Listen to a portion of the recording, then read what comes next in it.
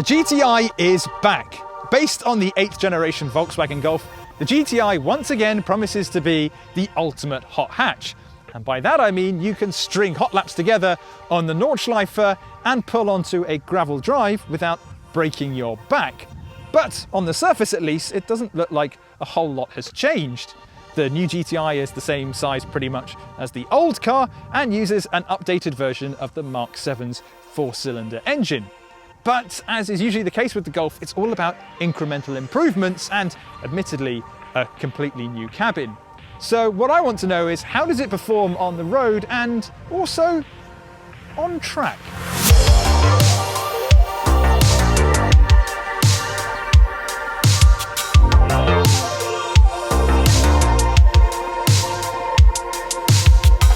I think this new 8th generation version is the most striking looking version of the regular GTI to date.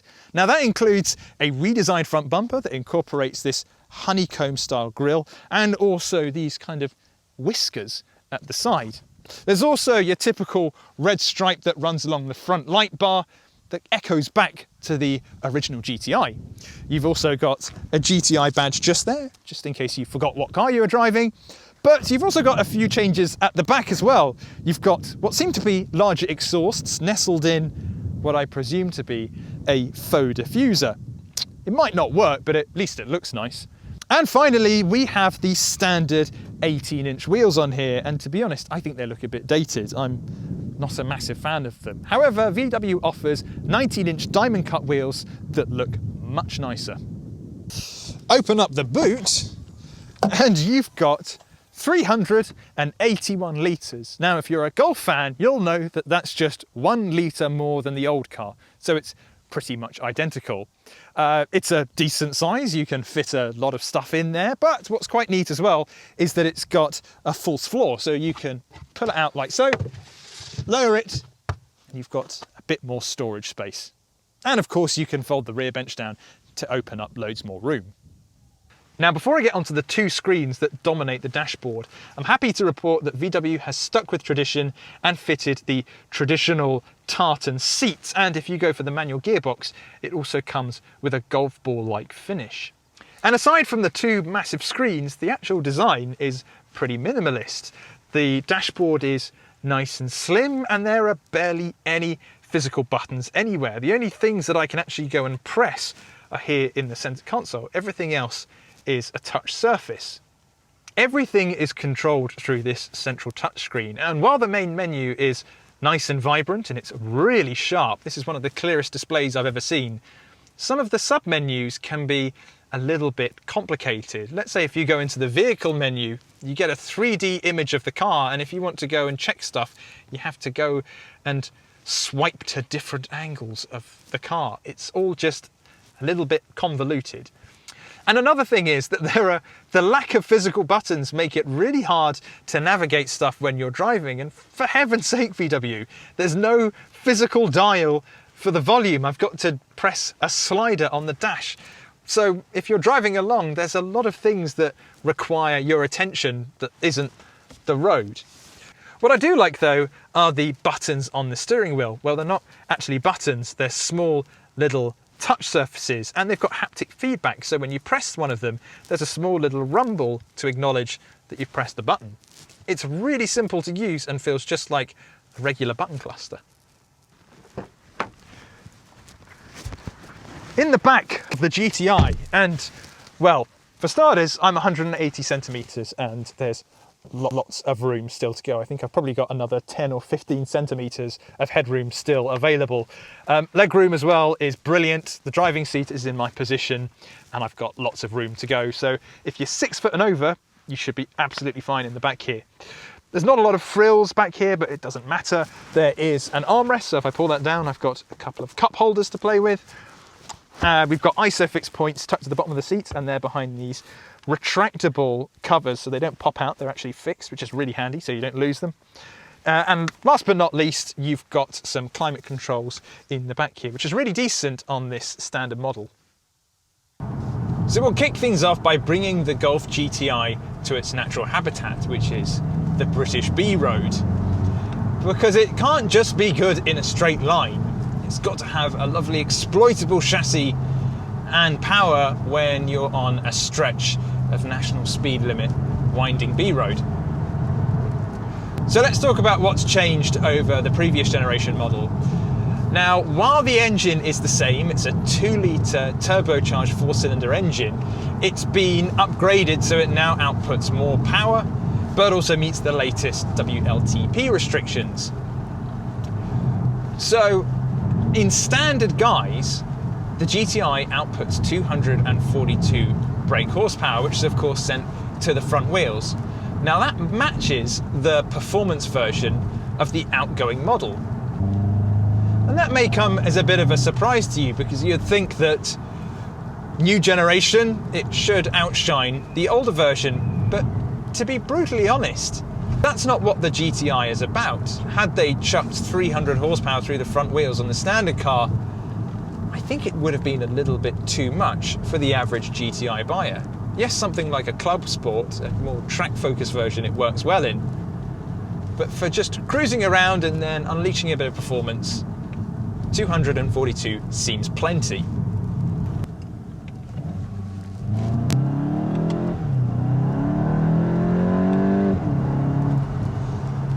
I've read a lot of places that people don't really like the sound of this new GTI. And I sort of disagree. I think on the outside it actually sounds really good. I recently drove the Toyota GR Yaris, and while it sounded brilliant on the inside, it was a bit rubbish on the outside. It was very quiet. But this, we've had sprinting around our test track, and it sounded amazing. It sounded like quite a nice, throaty 4-cylinder engine. The inside, it's a little bit fake. There's definitely some synthesized sounds coming in here. And it just doesn't sound legitimate. I think VW should just get rid of those, just let the engine breathe. It's quite a nice sounding engine in general. It doesn't need all the electronics to cover it up. Another thing that people have been complaining about is the gearbox, but that's the manual version. You can get a 6-speed manual, or in this version we've got a 7-speed DSG. So I can't talk about the manual. I would always rather a manual over a DSG, because I just think it connects you so much more to the car, and I think it suits something like a Golf GTI. But this DSG is really superb. VW do brilliant DSGs, they have done for years. This is no exception. Really sharp on track. You're always in the gear that you need to be. It's never dim-witted, and it's really easy to spring over to manual controls. The only thing that I find a bit of a letdown though is the cheapness of the paddles. They're so scratchy. And it's something that's kind of surprised me in general with the interior of this new Golf, is it doesn't feel that premium. I would have liked just a little bit more. But that's just the way it is. At least the steering wheel feels nice. It's just the paddles are a bit scratchy, and so are other bits of plastic around the cabin.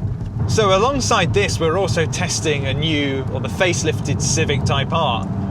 And on a day like today, where the road is really greasy, as soon as you put your foot down, the front tyres spin up and you're on the opposite side of the road. Now, admittedly, it's got 300 horsepower, so it's a lot more powerful than this, but it's still that ultimate hot hatch. Something like this, though, is far more manageable. And I think as an everyday prospect, it's just so much nicer to live with. Because when you are on a B road, a nice twisty road with cambers and maybe a few rough patches, it's just so planted and calm.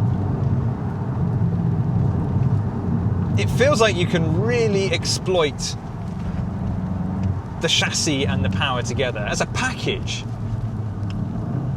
It's a lot of fun.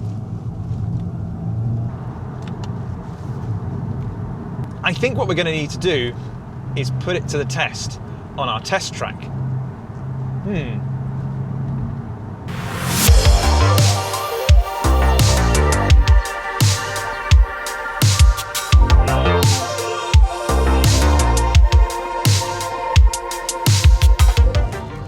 Right, out on track in the GTI. So This is what a GTI's got to do. Not only has it got to be a good road car, but you've got to be able to take it to the Nurburgring and put in some hot laps. And it's got to feel like a performance car as well. It can't just be quick in a straight line.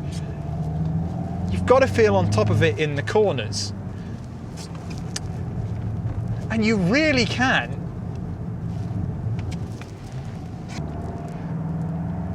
So it's an incredibly wet day today, but the track is drying up nicely, and I think this should give us an idea of just how planted this new GTI is. Volkswagen's done a lot of work on the electronics to make sure that you can put the power down more easily and that the car stays more stable in the corners compared to the old GTI.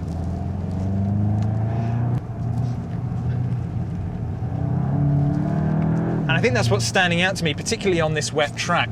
I can put the power down really early and the front end just bites into the tarmac, even on a slippery day like today. You can really put the power down. Very little wheel spin from the front.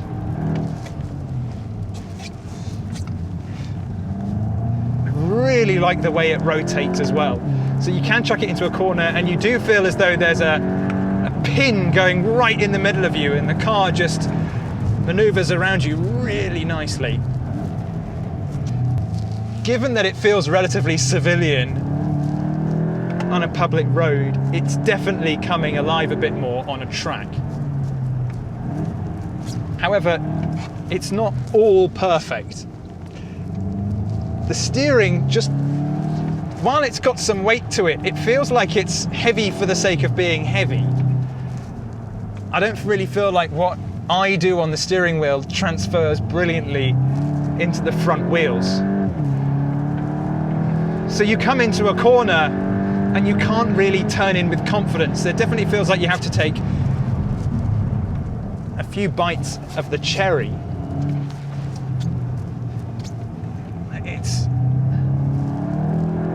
It's not completely vague. I think that there are products out there with extremely light steering of where you've got zero idea what the front end's doing. It may react quickly, but it doesn't translate well to the front wheels. But this feels, if anything, a tad spongy.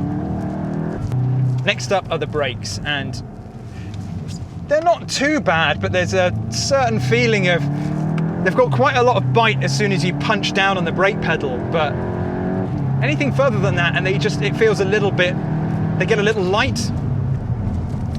And it's not that we're overcooking the brakes at all. It's pretty much as soon as you get on track. It's not exactly confidence inspiring. So when you hit them on them hard, yes, you can get a rotation out of the car, but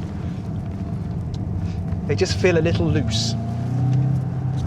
Whoa. The tail got a bit lively there. But I think I'm being nitpicky. When all is said and done, as an all-round package, the new GTI is really very good. Don't expect it to be thrashing Megane RSs or Civic Type Rs. In fact, we've got a Civic Type R here today and we'll be pitting this against it tomorrow. It doesn't really compare as a track weapon to those, but as an all-round hot hatch, it's really good. It's not particularly exciting, but as a jack of all trades, I don't really think anything comes that close to a Golf GTI.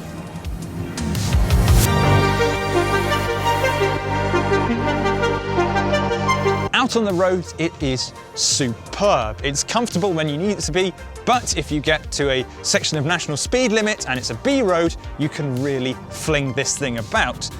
Out on track, it's a little bit of a 50-50. You can really enjoy yourself when you're out there, but you're not going to be setting blistering lap times, and it doesn't have quite as much feel as other hot hatches out there. Now, speaking of the competition, this thing goes for just over £33,000, and that's before you start speccing things up like adaptive dampers, and I would put some nicer wheels on there as well. So, and in that territory, you're looking at Civic Type R, which is far more enjoyable out on track, and the new GR Yaris, which is seriously fast, but you're not really going to get anybody in the back. So, just like all other GTIs before it, the new version is the ultimate jack of all trades. Is it the perfect hot hatch? Perhaps the perfect all-rounder.